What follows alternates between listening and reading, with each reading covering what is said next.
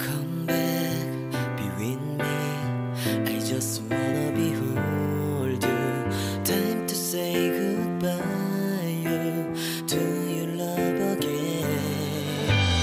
Missing you, I'm missing you. Come to me again. Come on, baby.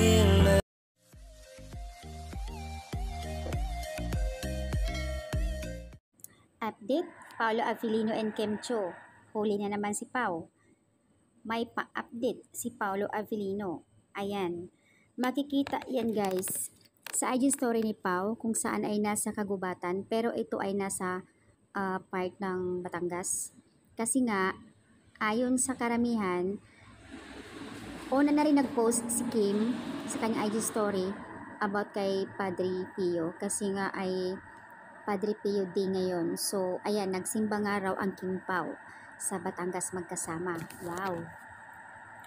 May date kanina ang Kim Pao guys. Sabi dito sa comment, may pa-secret-secret pa sila. After nang magsimba, pumunta sila sa may kagubatan na may mga kahayupan. Ayan, nakapost dun kay Paolo Avellino.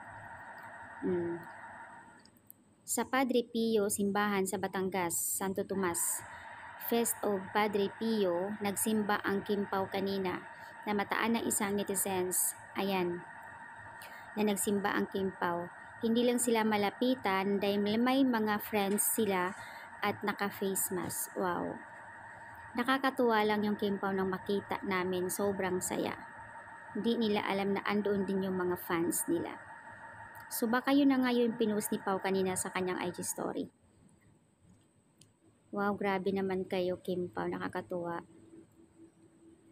So ayan guys, iyan ang kagandahan dito, nag-a-update talagang mga admin ano. Suspense ang Kim Pao. Nag-update si Pao kay Padre Pio, 'di ba? Yun sa Batangas 'yon. So, dalawa lang sila nagsimba ayon sa iba, pero hindi nakita din daw ng ibang netizens na may kasamang mga friends. At least may paayuda ang Kim Pao. Yun kagandahan doon. At alam naman din natin lahat na si Kim talaga ay makapadre Pio yan. So dito tayo sa photos. Nakakatuwa. Si Kim talaga ito eh.